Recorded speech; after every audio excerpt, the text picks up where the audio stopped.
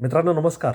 मित्रांनो, मॉरिंगा ऑलिफेरा ह्या शेंगांनी सध्या भाजीपाला मार्केटमध्ये, भाजीपाल्याच्या बाजारात एक प्रकारची धूम माजवलेली आहे. कारण ह्या मॉरिंगा ऑलिफेरा ह्याच्या ज्या शेंगा आहेत, त्या शेंगांनी बाजारात दरांची अशी एक मोठी उंची गाठलेली आहे, की सर्वसामान्य अशी ही शेंगा या भाजीच्या विकत घेण्याची कल्पनासुद्धा करू शकत नाही.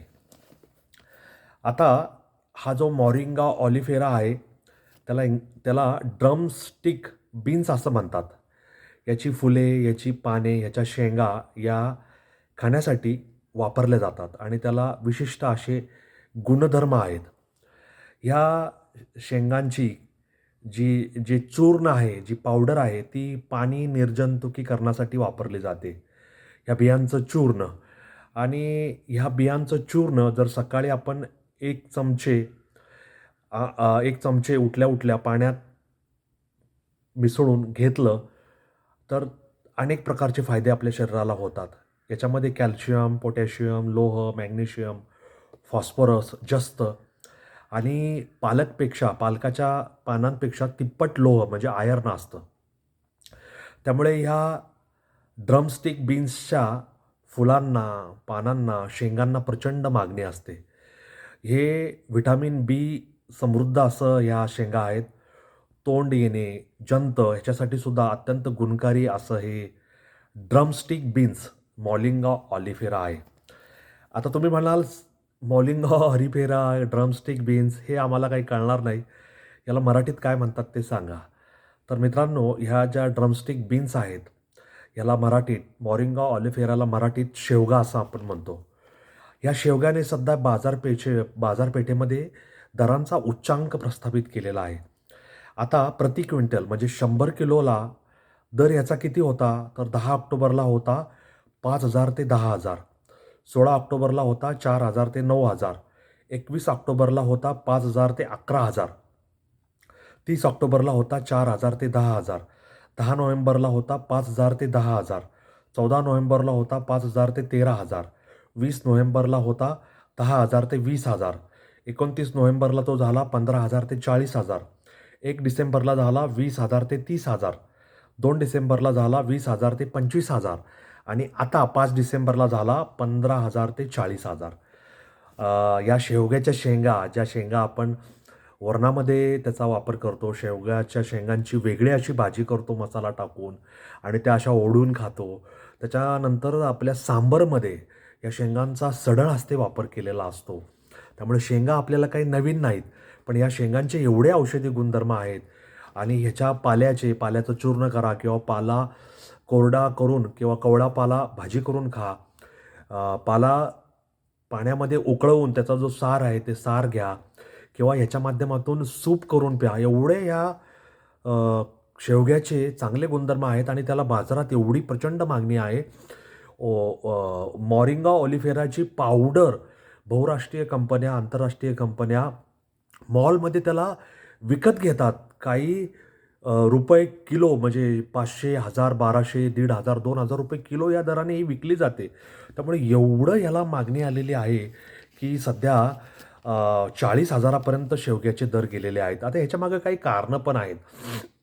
काय झालं, ऑगस्ट सप्टेंबरमध्ये प्रचंड अशी पर्जन्यवृष्टी झाली. खूप मोठा पाऊस झाला आणि या सततचा पाऊस आणि अतिवृष्टीचा फटका शेतकऱ्यांना शेतीला बसला आणि त्यामुळे काय झालं, बाजारात शेवग्याचं येण्याचं प्रमाण हे कमी झालं आणि चांगल्या प्रतीचं शेवग्याला उच्चांकी भाव मिळायला लागले.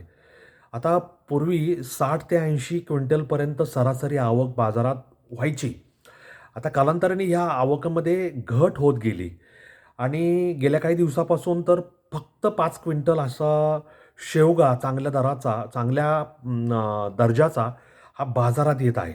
आणि आता 1 क्विंटलपर्यंत ह्याची आवक कमी होत चाललेली आहे. विशेषतः अहिल्यानगर हा जो जिल्हा आहे, त्या जिल्ह्यामध्ये ही आवक होते आणि तिथून ह्या ड्रमस्टिक ज्याला आपण शेवगा म्हणतो त्याचा पुरवठा होतो. आता बाजारात प्रति क्विंटलला दर 15,000 ते 40,000 होते व सरासरी दर 27,500 रुपये असा 100 किलोला मिळाला. म्हणजे 2,750 रुपये प्रति किलोला दर मिळाला. आता हे नोव्हेंबरचा हा बाजार 40,000 रुपये क्विंटलपर्यंत गेला आणि त्याच्यानंतर सर्वसाधारण भाजी विक्रेत्याकडे, सामान्य भाजी विक्रेत्याकडे जी भाजी असते त्याच्यातून शेवगा गायबच झाला. कारण एवढा महाग शेवगा आणला आणि तो जर कोणी घेतला नाही तर त्या ज्या शेवग्याच्या शेंगा ह्या निस्तेज होतील, त्या शिळ्या होतील आणि ते ते म्हणजे ते टाकून द्याव्या लागतील. त्यामुळे पैसे वाया जाण्याची शक्यता होती. त्यामुळे लोकांनी शेवगा घेणं टाळलं आणि विक्रेत्यांनी सुद्धा तो आणणं टाळलं. ₹500 किलोची कुठली भाजी असेल आणि जी ₹2750 किलोपर्यंत जात असेल, अशा भाजीला कोणी हिंग लावून विचारणार नाही. आता हॉटेल, उपाहारगृहामध्ये सांबारमधून शेवगा गायब झाला आणि तिथं मग काय आलं, तर डांगर आला, भोपळा आला आणि त्याचा सढळ हस्ते वापर सुरू झाला. भोपळ्याच्या फोडी असतील, टोमॅटोच्या फोडी असतील, बटाट्याच्या फोडी असतील, त्या सांबारमध्ये येऊ लागल्या आणि सांबाराची चव त्याच्यामुळे बदलली. परंतु आपल्या इथे वरणामध्ये प्रामुख्याने शेवग्याचा वापर केला जातो. नुसता सांबार मसाला जरी वापरून चांगल्या प्रकारचं वरण केलं, तरी ते चवदार, चविष्ट लागतं. भले त्याच्यात शेवग्याच्या शेंगा नसल्या तरी. आता शेवगा नाही, डांगर वापरायचा आहे, भोपळा वापरायचा आहे. त्यामुळे डांगर आणि भोपळ्याच्या दरात सुद्धा वाढ झाली आणि अ, विक्रेते असतील म्हणजे उपाहारगृहवाले असतील, त्याच्यानंतर उडुपी हॉटेलवाले असतील, यांनी डांगरकडे, भोपळ्याकडे मोर्चा वळवला आणि शेवगा बाजूला पडला आणि ह्यांनाच मागणी वाढली. त्यामुळे त्याचे दर वाढले डांगर आणि भोपळ्याचे आणि आता शेवग्याला मिळत असलेला उच्चांकी दर पाहून ज्यांच्या शेतात शेवग्याची झाडं उभी आहेत आणि त्या झाडांना कवळ्या शेंगा लागलेल्या आहेत, त्याचं संरक्षण करण्याची वेळ आलेली आहे. नाहीतर त्यासुद्धा चोरीला जायच्या. ज्याप्रमाणे डाळिंबाची बाग एका रात्रीत चोरीला जाते, म्हणजे गाड्या लावून, क्रेट लावून ती कारण डाळिंबाला सुद्धा उच्चांकी भाव मिळतो. त्यामुळे किलोला समजा 250, 300, 400, 500 रुपये दर मिळाला, तर डाळिंब असतील, टोमॅटो असतील ह्यांना कधी-कधी उच्चांकी भाव मिळून लॉटरी लागल्यागत शेतकऱ्याला पैसा होतो. परंतु अशाच चांगला बाजारभाव असणाऱ्या सोन्यासारख्या ह्या शेवगा, डाळिंब, त्याच्यानंतर टोमॅटो ह्या पिकांना अशा अचानक भाव मिळण्यामुळे चोरट्यांचं त्याच्यावर लक्ष असतं आणि ते एका रात्रीत हा सगळा माल गायब करतात. त्यामुळे शेतकरी आता ह्या भर थंडीत या पिकांचं संरक्षण करतायत. शेवग्याची झाडं पूर्वी अतिवृष्टीने वाया गेली, जमिनी चिबडल्या, परंतु आता नव्याने शेवग्याची लागणी केली असली आणि झाडे फुटली असली तरी शेंगा यायला आणि त्या कोवळ्या शेंगा परिपक्व व्हायला वेळ लागणार आहे आणि त्याच्यानंतर त्या बाजारात येणार आहेत आणि त्याला किती दर मिळेल हे सांगता येत नाही. त्यामुळे आता शेवग्याची टंचाई निर्माण झालेली आहे. शेवगा हद्दपार झाला आहे. शेवग्याला आयुर्वेदिकदृष्टी महत्त्व असल्यामुळे तो 40,000 काय 50,000 रुपयेसुद्धा क्विंटलला दर घ्यायला मागे पुढे पाहणार नाही, अशी परिस्थिती आहे. त्यामुळे शेवग्याच्या शेंगा मराठी माणसाच्या पानातून, उडुपी लोकांच्या पानातून नाहीशा झाल्या तरी शेवग्याच्या शेंगा हा असा एक मराठी चित्रपट आहे. शेवग्याच्या शेंगा हे मराठी नाटकसुद्धा आहे.